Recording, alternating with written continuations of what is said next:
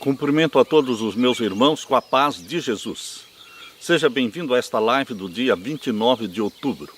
Um feliz sábado para todos vocês. Antes de começar, vamos orar. Pai querido que estás nos céus, na tua presença nos regozijamos, nos alegramos, porque temos um Deus a quem adorar, a quem pedir, a quem agradecer. Um Deus que nos socorre, que nos liberta, que nos protege. A Ti toda a glória, Pai, Filho, Espírito Santo. Aqui estamos buscando a Tua bênção. Em nome de Jesus, derrama o Espírito Santo sobre mim e os meus irmãos neste momento, ao abrirmos a palavra profética para estudarmos Daniel capítulo 3. Que o Senhor fale ao nosso coração, em nome de Jesus. Amém. Meus queridos, neste sábado vamos continuar com a série Desvendando as Profecias de Daniel.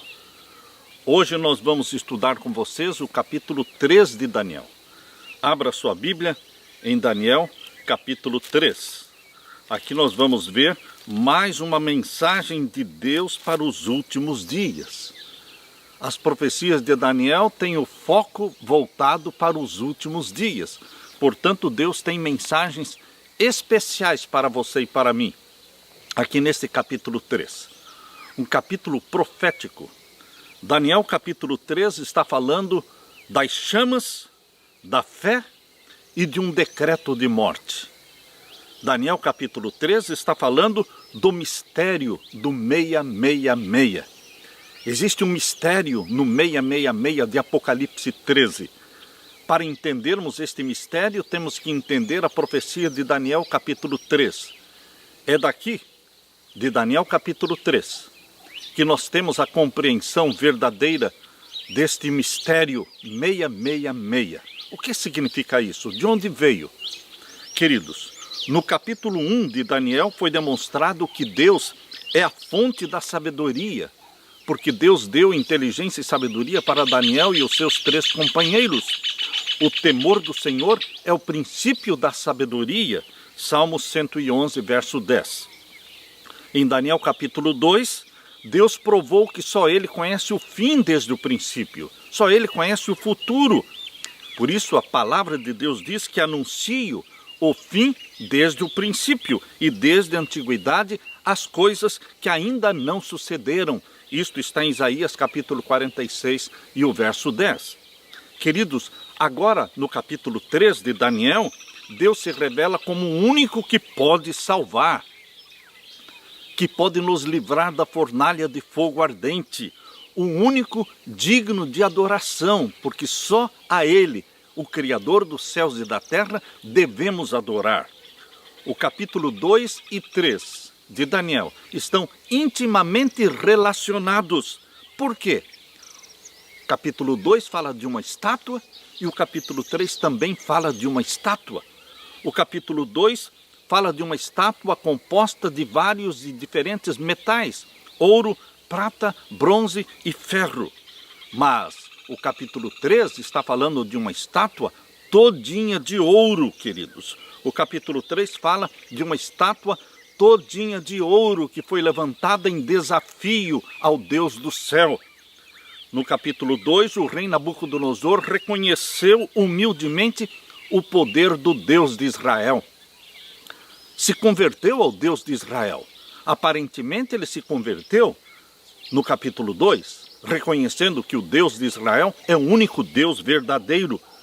Porque nós lemos em Daniel 2:47, certamente o vosso Deus é o Deus dos deuses e o revelador dos segredos. Porém, queridos, logo passou esta conversão temporária, efêmera, logo passou esta impressão causada pelo Espírito de Deus na mente de Nabucodonosor. Ele foi influenciado por Deus, mas logo o orgulho subiu ao seu coração. O coração dele não foi purificado do orgulho e da ambição mundana, do desejo de exaltação própria. A prosperidade que acompanhou o reinado de Nabucodonosor encheu-o de orgulho. E, queridos, cerca de 20 anos depois, mais ou menos 20 anos entre o que ocorreu no capítulo 2 e o que ocorreu no capítulo 3. Ele novamente voltou à idolatria. O rei Nabucodonosor voltou ao seu culto idólatra ao Deus Sol. E ele, agora em desafio ao Deus do céu, mandou construir uma estátua não de diferentes metais, mas uma estátua todinha de ouro, querendo dizer que o seu reino não passaria a outro poder. A estátua do capítulo 2 mostrava somente a cabeça de ouro. Mas, queridos, a estátua do capítulo 3 é todinha de ouro, mostrando que ele não aceitava aquela revelação feita por Deus de que o seu reino passaria a outro povo. Era uma rebelião aberta contra Deus. Essa estátua refletia a revolta de Nabucodonosor. Aqui vemos um poder humano, civil, religioso, porque envolvia adoração, exigindo adoração e fazendo ameaças de morte para que todos os que discordassem fossem mortos. Queridos, vamos ler Daniel capítulo 3, abra sua Bíblia, Daniel capítulo 3 e o verso 1. Aqui lemos: o rei Nabucodonosor fez uma estátua de ouro, a altura da qual era de 60 côvados de altura, e a sua largura era de 6 côvados. Levantou-a no campo de Dura, na província de Babilônia. Queridos, no capítulo 2, Deus disse a Nabucodonosor: tu és a cabeça de ouro. Daniel capítulo 2, verso 38. Essas palavras fizeram uma profunda impressão na mente do rei. Os sábios do reino tiraram proveito disso e propuseram a Nabucodonosor que ele construísse uma estátua igual àquela que ele viu no sonho. E ele construiu uma estátua aparentemente igual àquela que ele viu no sonho, só que em vez de colocar cabeça de ouro, peito e braço de pratas, quadril de bronze e pernas de ferro, ele decidiu fazer a estátua toda de ouro. A estátua do capítulo 3 representava a Babilônia como um reino eterno, indestrutível. Mostrava Nabucodonosor como sendo todo-poderoso, que não existiria ninguém para quebrar em pedaços o reino de Babilônia. Satanás tentou frustrar os propósitos de Deus. Intencionalmente, Nabucodonosor mandou construir uma estátua de 60 côvados de altura, 30 metros de altura. 60 côvados equivale mais ou menos a 30 metros de altura, por 6 côvados de largura, mais ou menos 3 metros de largura. O número 60 côvados de altura e o número 6 côvados de largura são intencionais e refletem a divindade de Babilônia. Queridos, o número 6, os sacerdotes babilônicos usavam um sistema sexagesimal com base no número 6 e 60. Na prática da astrologia, na prática da astronomia, na matemática, em tudo eles usavam o sistema sexagesimal em múltiplos de 6, um sistema diferente do sistema egípcio que nós adotamos. O sistema sexagesimal tem sido aceito universalmente para medir arcos, para medir ângulos e para as divisões do tempo.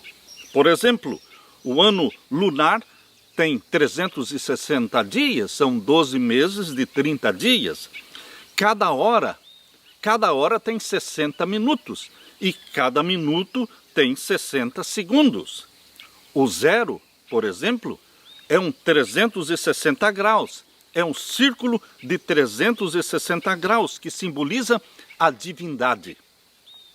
O número 6 era importante na religião de Babilônia porque representava o Deus menor. E o número 60 era importante também porque representava o Deus maior.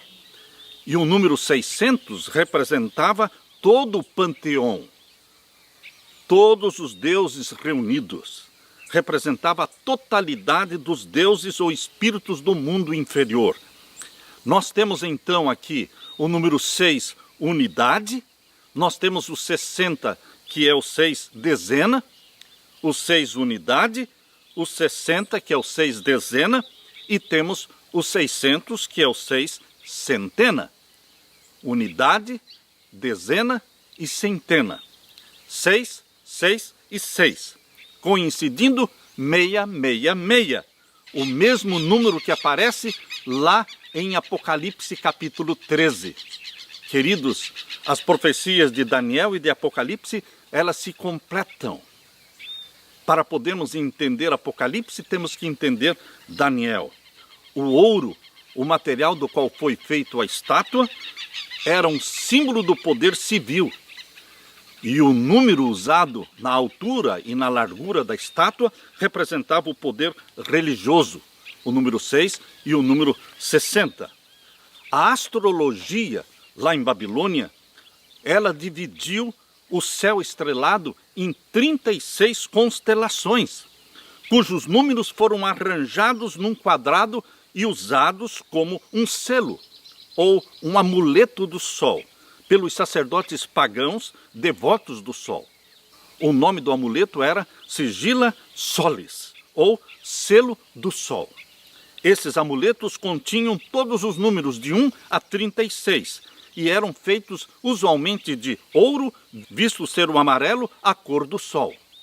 Queridos, os amuletos do deus Sol, usados pelos sacerdotes pagãos, tinham os números de 1 até o número 36, arranjados dentro de um quadrado, arranjados de tal modo que qualquer coluna que você somasse, as colunas, 6 colunas horizontais, 6 colunas verticais, qualquer coluna que você somasse daria 111. 111 cada coluna vertical ou 111 cada coluna horizontal. E são 6 colunas, então dá o total de 666, 666. Este era um amuleto usado em Babilônia pelos sacerdotes pagãos adoradores do sol. Nessas fotografias que nós estamos mostrando, elas foram tiradas em 1910 e aparecem os amuletos do sol, Sigila Solis, o selo do sol. Esses amuletos estão expostos no Museu Britânico. De um lado do primeiro desenho pode-se ver o deus Sol em pé sobre um leão. No verso do amuleto está escrito Nashiel, o que significa inteligência do Sol. E em 36 quadrados estão arranjados os números de 1 a 36, de tal modo que qualquer coluna horizontal ou vertical, ou mesmo a que está em 2 diagonais, eles somam um total de 111. Sendo 6 colunas, são 666. Queridos, por que na Bíblia aparecem os números 6 e o número 7? O número 7 representa Deus. Deus assina com o número 7 tudo o que ele faz. Nós podemos dizer que o número 7 é a assinatura de Deus. Está abundantemente revelado na Bíblia o número 7. Na semana de 7 dias, também no cerco de Jericó, quando eles marcharam ao redor de Jericó por 7 dias, e no 7º dia deram 7 voltas na cidade de Jericó. À frente do povo de Israel iam 7 sacerdotes com 7 trombetas. Elias, a Bíblia diz que orou 7 vezes, e Eliseu ordenou que Naamã mergulhasse no rio Jordão para ser curado da sua lepra. Mergulhasse 7 vezes. Queridos, o 7º dia é o sábado, o dia do Senhor. O 7º ano é o ano do descanso da terra. Existem na Bíblia 7 semanas de 7 anos, que são 49 anos, eram contadas e culminavam com o jubileu, que era o 50º ano. A história do cristianismo foi escrita em 7 capítulos, contando ali em Apocalipse capítulo 2 e 3, a história da igreja em 7 capítulos. E a Bíblia fala do juízo celestial em 7 fases. Os 7 selos, e depois as 7 trombetas, e depois as 7 pragas, e também os 7 montes, e também os 7 reis, as 7 cabeças. Queridos, Apocalipse e a Bíblia toda estão repletos do número 7, porque é a assinatura de Deus. E o número 6? O número 6 representa o homem que se levanta contra Deus e que se nega a ir para o número 7 e reconhecer Deus como Criador dos céus e da terra. Queridos, o número 6 sempre está em oposição a Deus. O número 7 é o sinal da autoridade de Deus, mostrando ser Ele o único merecedor de adoração. E o número 6 mostra a falsa autoridade de Satanás e a sua presunçosa arrogância em querer ser adorado como Deus. Mas ele nunca foi Deus. Ele é uma criatura que foi expulsa do céu e será queimada no final dos 1000 anos. Vai se tornar cinzas. O livro do Apocalipse mostra que Satanás usará novamente. A história vai se repetir. Usará novamente a mesma estratégia de Nabucodonosor para forçar a adoração à imagem da besta. Quando você lê Apocalipse 13, você vê ali os dois poderes. A besta que subiu do mar, o poder papal, e a besta que subiu da terra, o protestantismo apostatado, representado pelos Estados Unidos da América do Norte. Esses dois poderes se unem para o domínio mundial e para imporem o sinal da besta, exigindo adoração e ameaçando com um decreto de morte aqueles que não se submeterem ao papado, aqueles que não se submeterem recebendo o sinal da besta. Queridos, Satanás não desiste do desejo de ser adorado, e ele será adorado através de um poder civil religioso que se opõe a Deus e persegue o povo de Deus. Por isso em Apocalipse diz: fará que a todos, pequenos e grandes, ricos e pobres, livres e servos, lhe seja posto um sinal na mão direita ou nas suas testas, para que ninguém possa comprar ou vender, senão aquele que tiver o sinal, ou o nome da besta, ou o número do seu nome, porque é o número de um homem, e o seu número é 666. Apocalipse 13, e os versos 16 a 18. O número 666 no Apocalipse identifica o anticristo, que oprimirá o povo de Deus nestes últimos dias, nos nossos dias, nesta última geração. O livro de Daniel não apresenta somente eventos que ocorreram no passado. O real objetivo de Deus nas profecias de Daniel é mostrar que existe uma profecia para o tempo do fim, para os nossos dias. Devemos ler estes eventos relatados aqui em Daniel capítulo 3, como sendo uma profecia do que vai acontecer nos últimos dias, porque a história vai se repetir. Entenda que a história vai se repetir. Daniel capítulo 3 fala de uma imagem que deveria ser adorada, fala da adoração forçada e a perda da liberdade de consciência e da liberdade religiosa. Daniel capítulo 3 fala também de um decreto de morte. Queridos, tudo isso vai se repetir. Fala também de uma adoração decretada pelo poder legislativo. Fala também do poder do Estado usando sua força para impor uma adoração religiosa identificada pelo número 666. Todos esses detalhes são repetidos ali em Apocalipse capítulo 13. Existia na banda lá de Daniel capítulo 3, na banda formada por Nabucodonosor, uma banda que tocaria uma música para que todos se ajoelhassem diante da imagem de ouro. Existiam 6 instrumentos. 6 instrumentos. Leia comigo Daniel capítulo 3 e vamos ler então o verso 4 e o verso 5. E o arauto apregoava em alta voz: ordena-se a vós, ó povos, nações e gente de todas as línguas, quando ouvirdes o som da buzina, é o primeiro instrumento, e do pífaro, o segundo, e da harpa, o terceiro, e da sambuca, o quarto, e do saltério, o quinto, e da gaita de foles, o sexto instrumento. E de toda sorte de música vos prostrareis e adorareis a imagem de ouro que o rei Nabucodonosor tem levantado. Exigia adoração.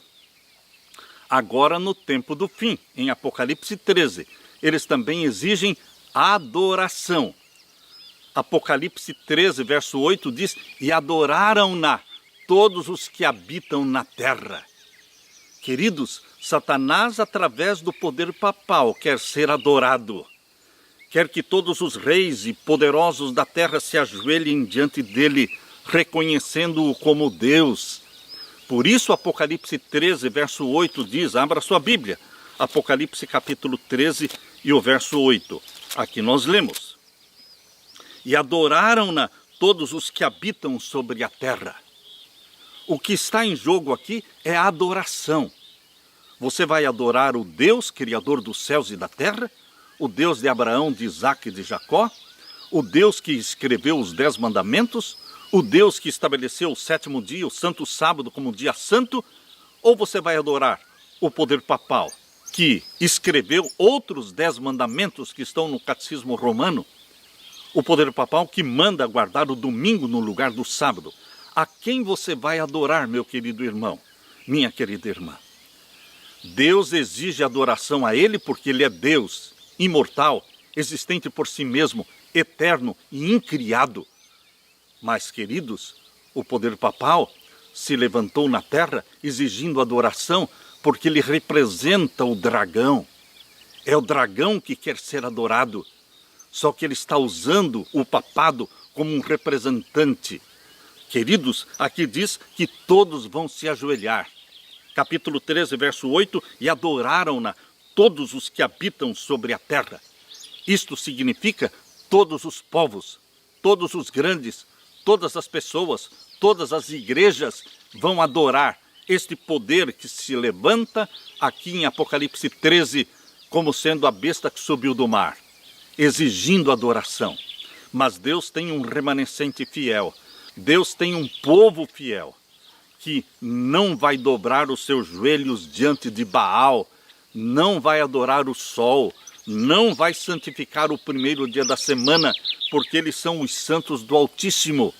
Eles estão selados pelo selo do Deus vivo, e o selo do Deus vivo não é o 6º dia da semana, não é o primeiro dia da semana, o selo do Deus vivo é o 7º dia da semana, o sinal que Deus colocou entre ele e o seu povo, conforme diz Ezequiel capítulo 20, verso 12, eis que eu vos dou os meus sábados, para que sirvam de sinal entre mim e vós, para que saibais que eu sou o Senhor vosso Deus, que vos santifica. Ezequiel 20, verso 12. Deus assinala o seu povo com um dia, Deus assinala o seu povo com um sinal bem distinto. Um sinal, o 7º dia da semana, que revela que Deus é o Criador dos céus e da terra, e só Ele merece ser adorado. Voltando para Daniel capítulo 3, queridos, aqui nós lemos então a partir do verso 6. E qualquer que não se prostrar e não adorar, será na mesma hora lançado dentro do forno de fogo ardente. Uma ameaça, um decreto de morte. Este decreto de morte vai se repetir em Apocalipse 13.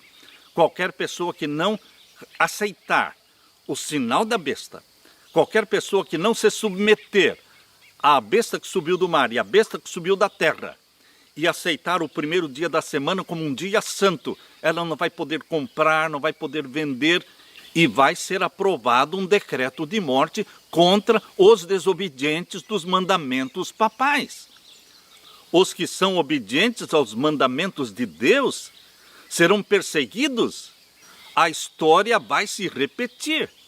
Por isso o decreto de morte do capítulo 3 de Daniel, ele está refletindo o decreto de morte de Apocalipse 13. E agora lemos aqui Daniel capítulo 3 e o verso 7.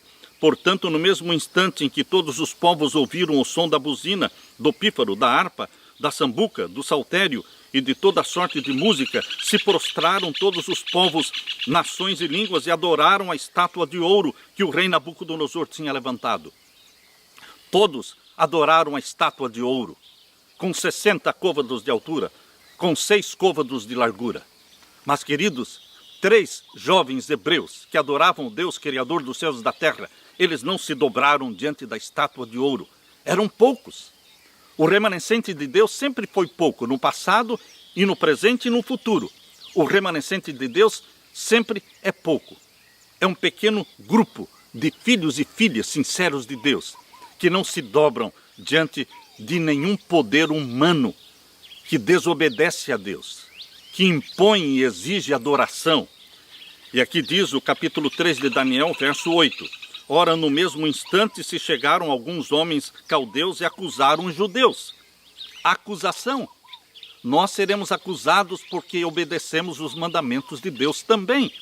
Verso 9. E falaram e disseram ao rei Nabucodonosor: ó rei, vive eternamente.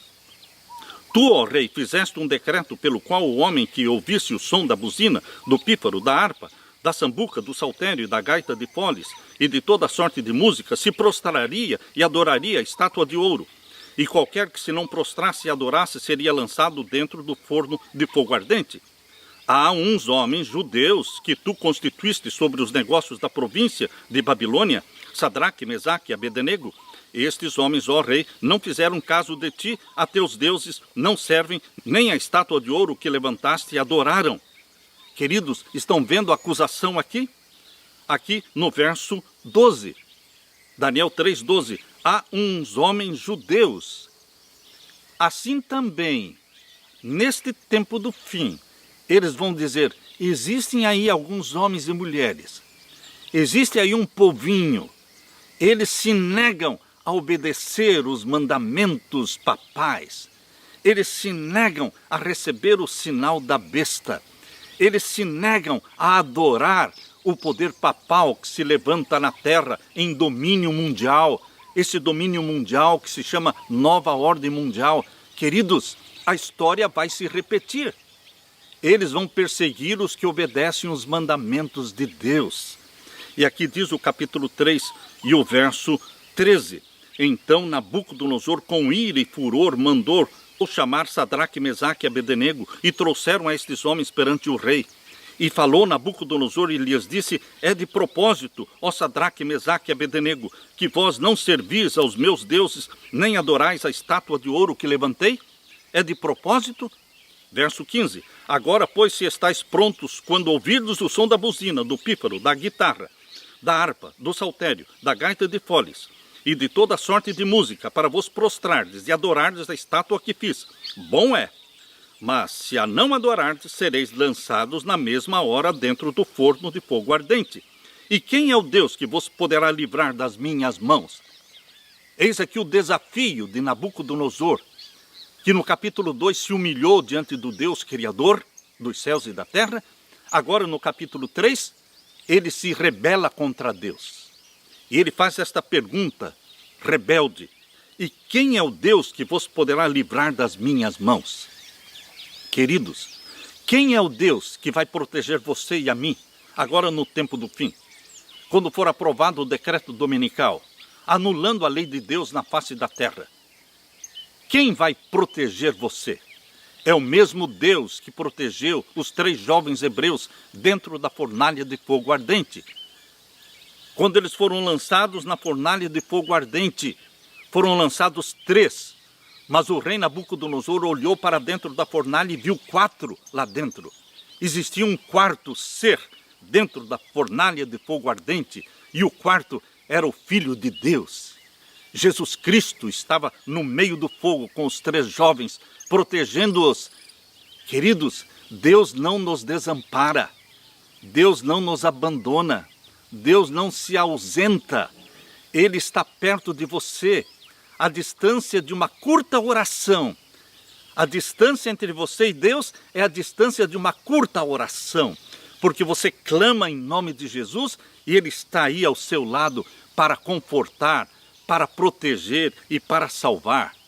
Aqui em Daniel capítulo 3 e o verso 16, responderam os 3 jovens hebreus, Sadraque, Mesaque e Abednego, responderam e disseram ao rei Nabucodonosor: não necessitamos de te responder sobre este negócio. Eles estavam firmes, ousados, determinados a obedecer, mesmo com a própria vida sendo colocada em risco. Queridos, essa é uma história para você que vive no tempo do fim, porque a história vai se repetir. E nós temos que ter esta determinação. Nós temos que ter esta ousadia de ficar ao lado dos mandamentos de Deus, custe o que custar. A nossa cidadania é o céu. O nosso sonho é a vida eterna no céu. Viveremos eternamente com o nosso Deus. Mas, queridos, aqui na terra, aqui neste planeta, a Bíblia diz, Jesus falou, o mundo jaz no maligno. É o maligno que está governando os governantes da terra e vai exigir adoração. E vai perseguir o povo de Deus. E nós vamos ter esta determinação, esta ousadia dos jovens hebreus. Aqui eles responderam, não necessitamos de te responder sobre este negócio. E agora o verso 17. Eis que o nosso Deus a quem nós servimos é que nos pode livrar. Vejam, eis que o nosso Deus a quem nós servimos é que pode nos livrar. E ele nos livrará do forno de fogo ardente da tua mão, ó rei.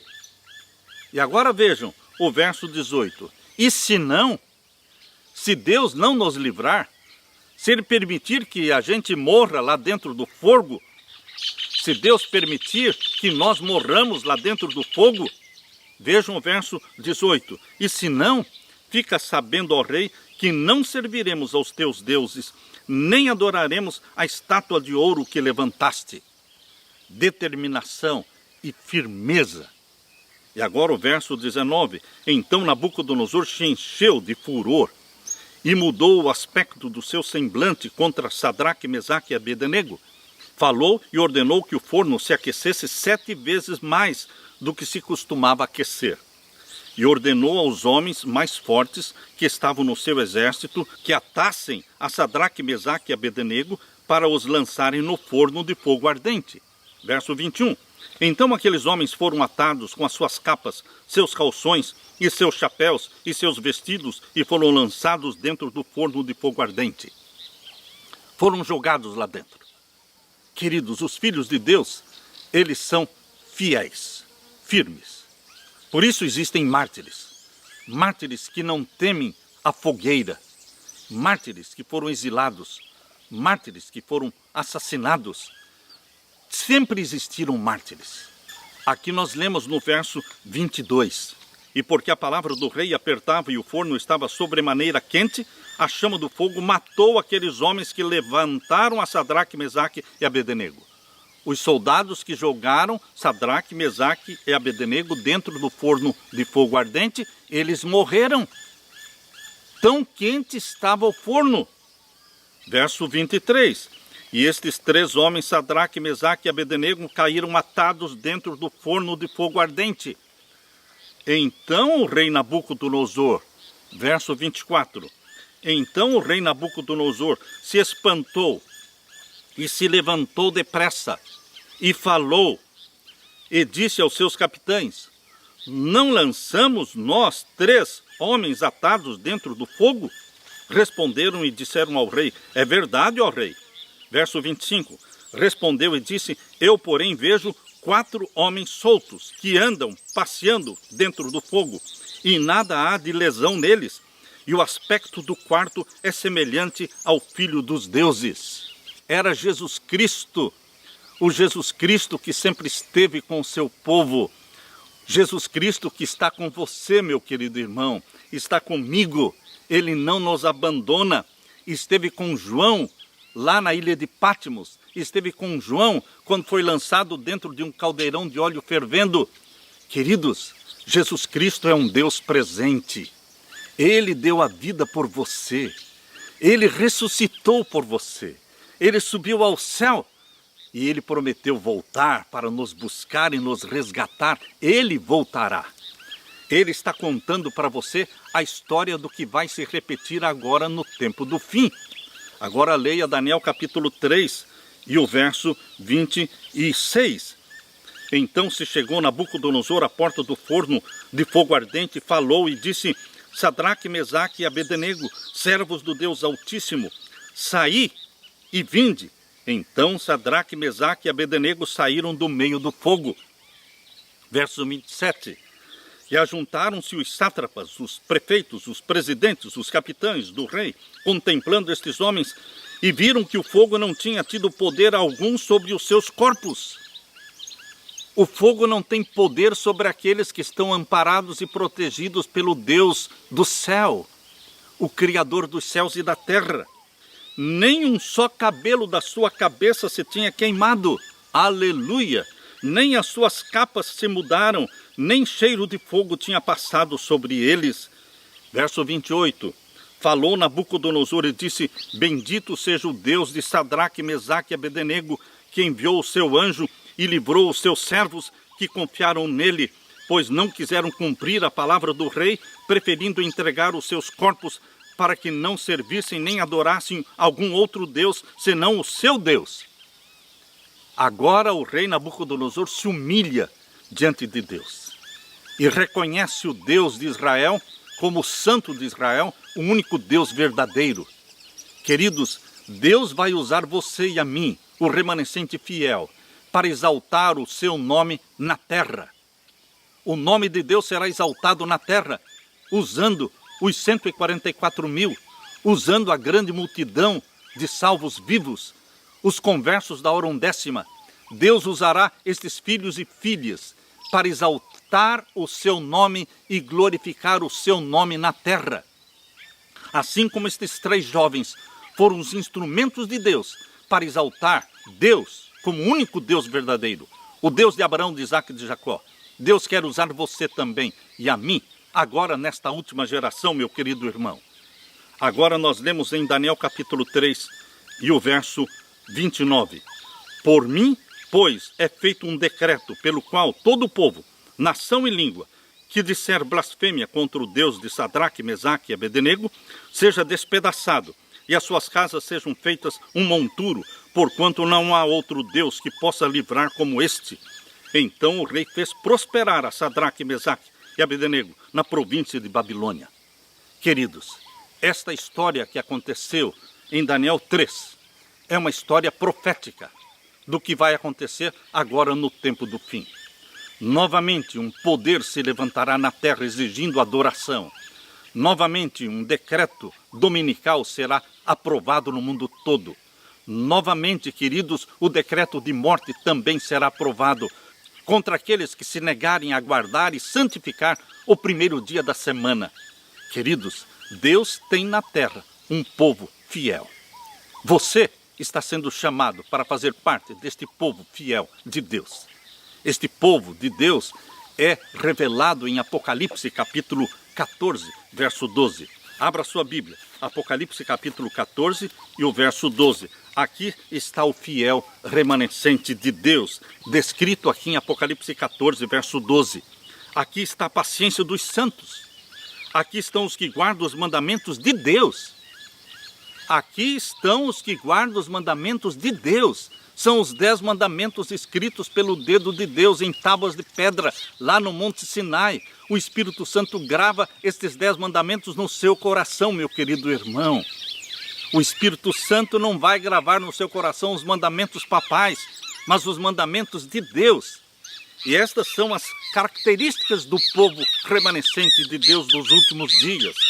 Leio de novo, Apocalipse 14, 12. Aqui está a paciência dos santos, aqui estão os que guardam os mandamentos de Deus e a fé de Jesus Cristo. É a fé em Jesus Cristo que nos salva. E todos os salvos pela fé em Jesus Cristo são feitos filhos e filhas obedientes aos mandamentos de Deus. Que Deus derrame o Espírito Santo sobre você, meu irmão e minha irmã.